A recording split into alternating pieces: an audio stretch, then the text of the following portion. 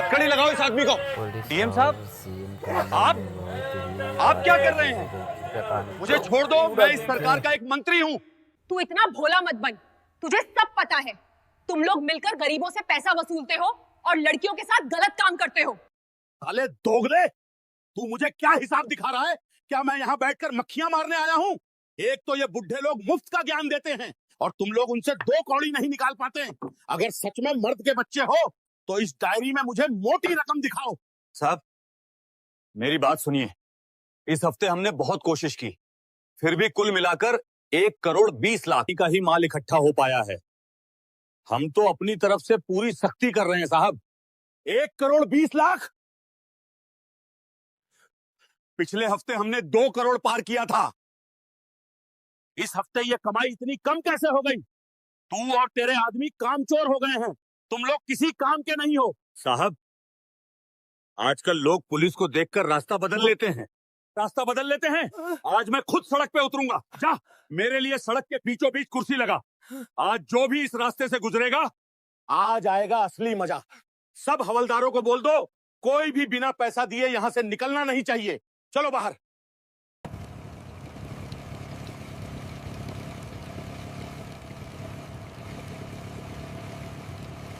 ओए बुढ़ाओ, ब्रेक मार। बाप का राज समझ रखा है क्या, जो बिना हेलमेट के हीरो बन रहा है? चल गाड़ी किनारे लगा। दरोगा जी, मैं तो अपने खेत में जा रहा हूँ। मेरे मजदूर सुबह से भूखे काम कर रहे हैं, उनके लिए ये खाना लेके जा रहा था।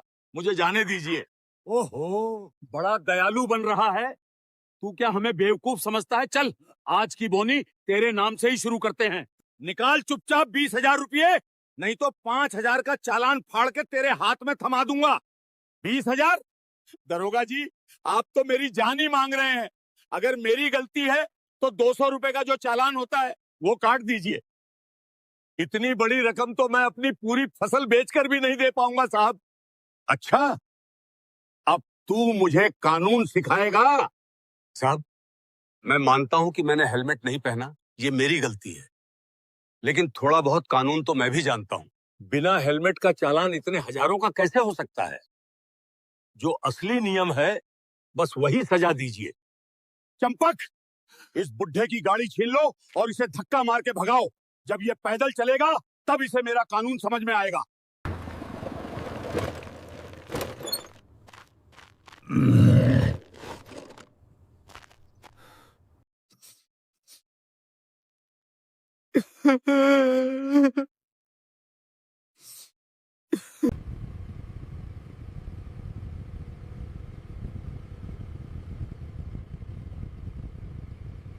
अरे मैडम, इतनी तेज बिना हेलमेट के हवा में उड़ रही हो? जरा गाड़ी साइड में लगाओ। सर, मुझे माफ कीजिए। मुझे बहुत ही अर्जेंट काम से निकलना पड़ा था, इसलिए जल्दबाजी में हेलमेट घर पर ही छूट गया। प्लीज मुझे जाने दीजिए, मुझे बहुत जल्दी पहुंचना है। मैडम, इतनी जल्दी भी क्या है? एक तो बिना हेलमेट के चल रही हो, ऊपर से कह रही हो कि अर्जेंट जाना है। ये बहानेबाजी यहाँ नहीं चलेगी। जी सर, मैं मानती हूँ गलती हुई है, लेकिन मुझे जाने दीजिए। अभी अभी खबर आई है कि बॉर्डर पर दुश्मनों ने अचानक हमला कर दिया है। मेरा वहां पहुंचना बहुत जरूरी है। देश की सुरक्षा का सवाल है। साहब देख रहे हो, हमसे बचने के लिए आजकल की लड़कियां कैसे कैसे फिल्मी बहाने बना रही हैं। कह रही हैं बॉर्डर पे जा रही हैं। क्या? तेरे जैसी लड़कियों के ये सब नाटक हमें बहुत अच्छे से पता है। सर, मैं कोई बहाना नहीं बना रही हूँ। आप लोग अपनी हदें पार कर रहे हैं। मैं आखिरी बार विनती कर रही हूँ, मेरा रास्ता छोड़ दीजिए। तू अपनी हदें पार कर चुकी है। एक पुलिस वाले से सवाल जवाब करती है। चल, चुपचाप गाड़ी से नीचे उतर। अब तुम लोगों को सबक सिखाना बहुत जरूरी हो गया है। मैं तो सोच रही थी कि हमारे दुश्मन सिर्फ बॉर्डर के उस पार हैं, लेकिन आज पता चला कि मेरे देश के अंदर तो रक्षक ही भक्षक बने बैठे हैं। मैं जल्दी में थी इसलिए शांति से बात कर रही थी, लेकिन तुम लोगों ने मुझे मजबूर कर दिया। ए लड़की, ज्यादा भाषण मत दे। तुम लोग सरेआम जनता को लूट रहे हो। शर्म नहीं आती इस पवित्र वर्दी को पहनकर गुंडागर्दी करते हुए? तू हमें सिखाएगी कि पुलिस को क्या करना चाहिए? तुझे नहीं पता कि इस इलाके में किसका राज चलता है? जब तुझे पता चलेगा ना, तो तेरी सिट्टी पिट्टी गुम हो जाएगी। तुम लोग मेरी क्या सिट्टे पिट्टी गुम करोगे? हाँ? अभी तुम्हें खुद नहीं पता कि तुम किसके सामने खड़े हो। जब मेरी असली पहचान सामने आएगी तो तुम्हारे पसीने छूट जाएंगे। ओहो, तेरी जैसी खूबसूरत लड़की को इतना गुस्सा शोभा नहीं देता। चल, मैं तुझे एक आखिरी ऑफर दे रहा हूँ। थोड़े बहुत पैसे निकाल, मामला यहीं रफा दफा कर और चुपचाप अपने घर जा। बेटा, तू यहाँ से चली जा। ये लोग कानून की नहीं सुनते। ये ऊपर से किसी भ्रष्ट मंत्री के आदेश पे चल रहे हैं। ये तुझे नुकसान पहुंचा देंगे। साले बुड्ढे, तुझे समझ नहीं आता? बीच में बोलता है। एक बुजुर्ग पे हाथ उठाते हुए शर्म नहीं आती? अगर सच में मर्द का बच्चा है तो मुझसे लड़के दिखा। तू अभी नहीं जानती कि हमारे सिर पे किसका हाथ है। अगर मंत्री जी को तेरे इस नाटक के बारे में पता चल गया तो तुझे इस दुनिया से ही गायब करवा देंगे। मंत्री हो या प्रधानमंत्री, जो भी इस देश के कानून में रहकर कानून से गद्दारी करेगा, मैं उसे जिंदा नहीं छोड़ूंगी, समझे? हवलदार, तुम लोग मेरा मुंह क्या देख रहे हो? पकड़ो इस हरामजादी को और तुरंत मंत्री जी को फोन लगाओ। आज मैं इसे बताता हूं कि मंत्री जी का पावर क्या होता है। हेलो मंत्री जी, यहाँ एक लड़की ने हमारी नाक में दम कर रखा है। खुद को बहुत बड़ी तोप समझ रही है। बताइए इसके साथ क्या किया जाए। आज फिर तुम लोगों ने मेरे लिए एक नई शिकार पकड़ी है। इंस्पेक्टर जालिम, तू मेरा बहुत अच्छे से ख्याल रखता है। ऐसा कर, उसे यहाँ फार्म हाउस पर ले आ। बाकी बात यहीं होगी। उसके बाद आकर अपना इनाम भी ले जाना। इसी तरह मेरी सेवा करते रहो, मैं तुम्हें नोटों से भर दूंगा। लेकिन सर, ये कह रही है कि ये बॉर्डर पे जा रही है। कहीं ये सच में कोई आर्मी अफसर तो नहीं है? पंगा भारी पड़ सकता है सर। अरे तुम लोग डरपोक हो क्या? वो बचने के लिए तुम्हें डरा रही है। उसे जल्दी यहां ले आओ। और अगर वो आर्मी से भी होगी तो उसे भी मैं अपने तरीके से देख लूंगा। मेरा कोई कुछ नहीं बिगाड़ सकता। जी सर, ठीक है, जैसा आप कह रहे हैं।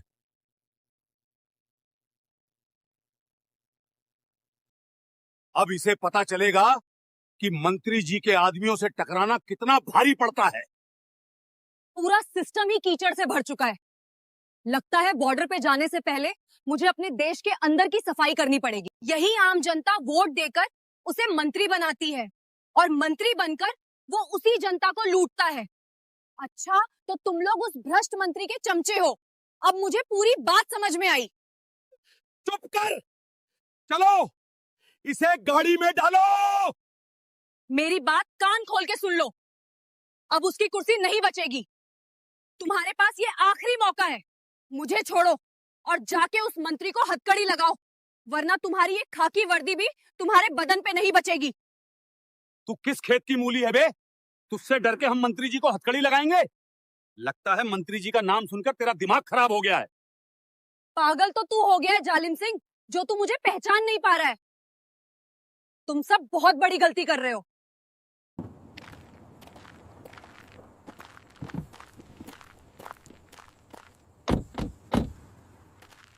चलो निकलो यहाँ से।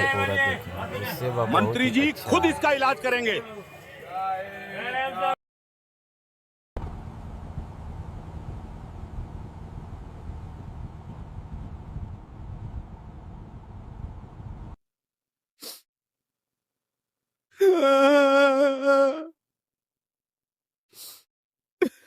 अब मैं क्या करूं? अपने ही देश में कानून शैतान बन चुका है। मैं हार नहीं मान सकती। अगर मैं चुप रही तो वो मंत्री जाने कितनी जिंदगियां बर्बाद करेगा। मुझे कोई रास्ता निकालना ही होगा।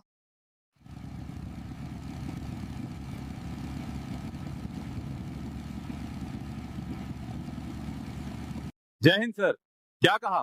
बॉर्डर पे सब ठीक है? सारे दुश्मन मारे गए? चलिए, ये तो बहुत अच्छी खबर है। अब टेंशन की कोई बात नहीं है। फिर भी मैं जल्दी ही कैंप पहुंच रहा हूँ। हमारे देश की तरफ जो भी आंख उठाकर देखेगा, हम फौजी उसकी आंखें निकाल लेंगे।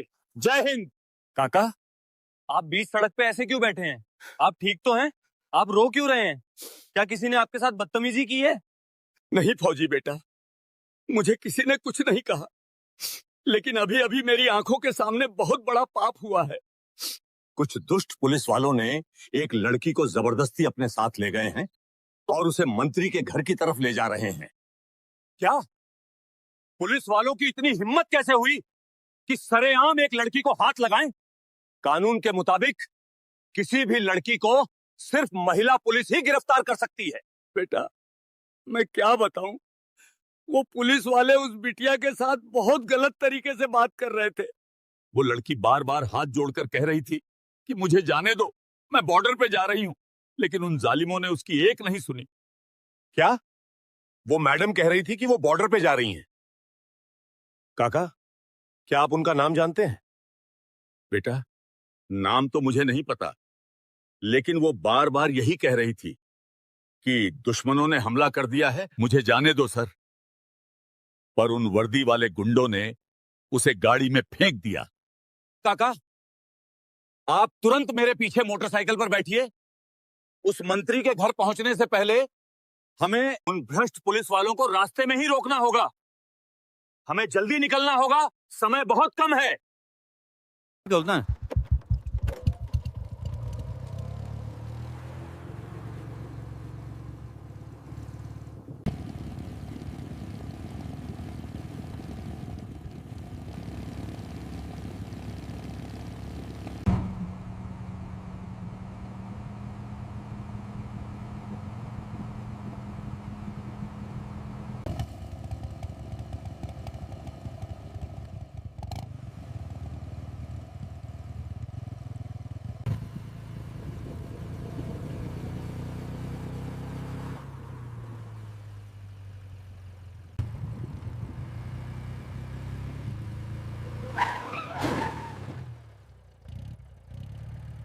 गाड़ी साइड में लगाओ, वरना तुम सबके लिए बहुत बुरा होगा।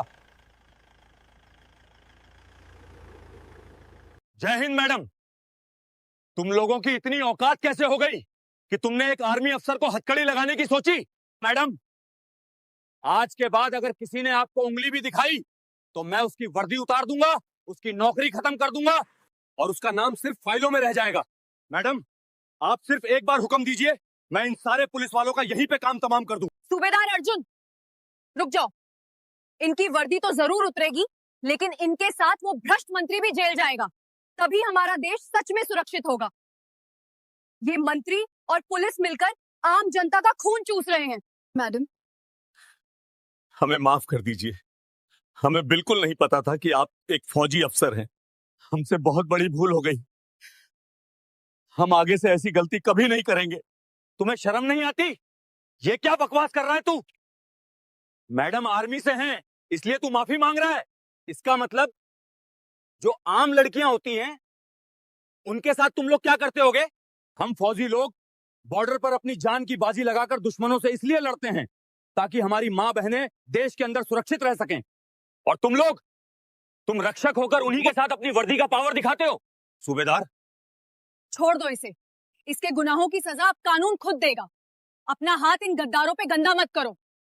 मैडम, आप मुझे क्यों रोक रही हैं? मेरे देश की मां बहनों पर जो भी गंदी नजर डालेगा, मैं उसे बख्शूंगा नहीं। आप शांत हो जाइए अर्जुन। अभी तो हमें अपने देश के लिए एक बहुत बड़ा काम करना है। उस मंत्री को जल्द से जल्द पकड़ना होगा। आप तुरंत इस जिले के डीएम साहब को फोन मिलाइए। उनसे कहिए कि वे पूरी फोर्स के साथ तुरंत मंत्री के घर पहुंचे। जय हिंद सर। मैं आर्मी हेडक्वार्टर से सूबेदार अर्जुन बोल रहा हूं। आप जल्द से जल्द मंत्री बाहुबली के फार्म हाउस पर पहुंचिए। हम आपसे वहीं पर मिलते हैं।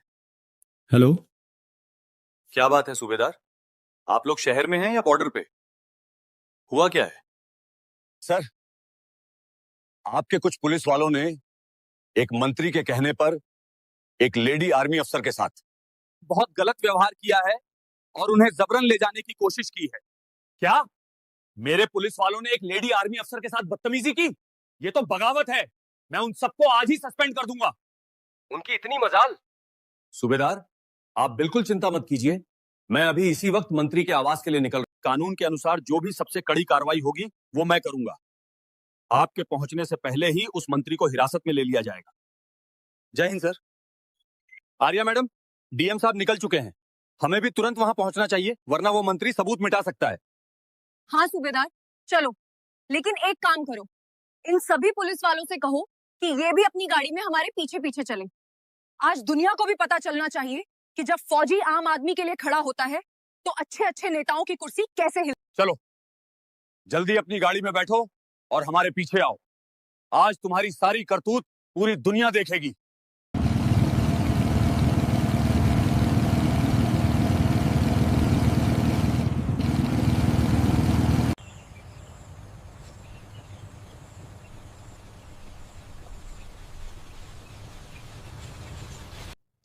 ये पुलिस वाले भी कितना टाइम लगा रहे हैं।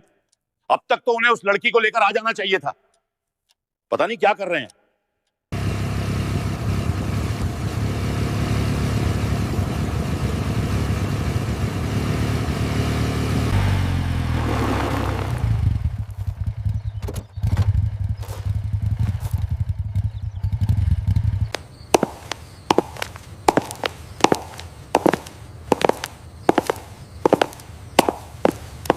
आ गए तुम लोग?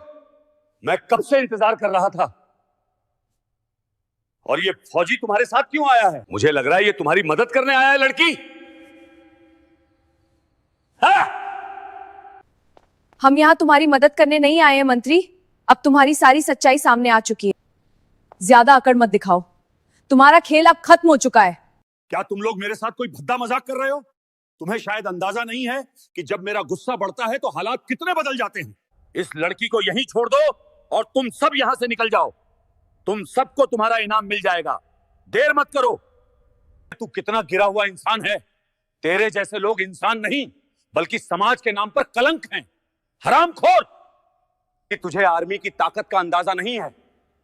तेरे जैसे भ्रष्ट नेताओं को हम फौजी रोज सीधा करते हैं।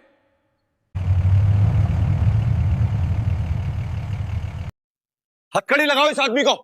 डीएम साहब, आप क्या कर रहे हैं? मुझे छोड़ दो। मैं इस सरकार का एक मंत्री हूं। तू इतना भोला मत बन। तुझे सब पता है। तुम लोग मिलकर गरीबों से पैसा वसूलते हो और लड़कियों के साथ गलत काम करते हो। आज तुम्हारी ये कुर्सी नहीं बोलेगी। आज सच बोलेगा। जो तुमने किया है उसका पाई पाई का हिसाब देना पड़ेगा। इंस्पेक्टर, अब एक पल की भी देर मत कीजिए। इस आदमी को तुरंत गिरफ्तार कीजिए और हथकड़ी लगाइए। अब आप एक मिनिस्टर नहीं बल्कि कानून के अपराधी हैं। कानून के सामने ना कोई कुर्सी बड़ी होती है और ना कोई ओहदा।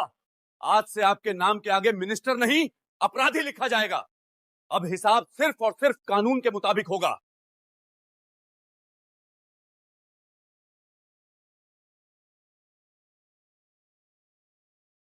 मंत्री जी, जनता का पैसा लूटने के जो आरोप आप पर लगे हैं, क्या वो सही हैं? आज पहली बार आपको अपनी कुर्सी छोड़कर यह हथकड़ी पहननी पड़ी है। कुछ कहना चाहेंगे आप? क्या यही है आपकी ईमानदारी का सच? मंत्री जी, सालों से जिन गरीबों पर आपने जुल्म किया है आज उसका क्या जवाब देंगे? देश पूछ रहा है कि क्या ये गिरफ्तारी सिर्फ एक शुरुआत है या आपके पूरे नेटवर्क का पर्दाफाश होगा? This way, sir. Watch your head. Minister, do you have a statement? Look at the camera, sir. जय हिंद, इट्स रेला ककुंस। जय हिंद। मैडम, आज कैमरा के सामने सिर्फ एक मिनिस्टर नहीं बल्कि एक भ्रष्ट सिस्टम गिरता हुआ दिख रहा है। कुर्सी का घमंड, पावर का नशा और जनता को कमजोर समझने की भूल, सब कुछ आज कानून के सामने खत्म हो चुका है। यह सिर्फ एक गिरफ्तारी नहीं है, यह आम आदमी के इंसाफ की शुरुआत है। आज पूरे देश ने देख लिया है कि कानून से बड़ा कोई नहीं होता।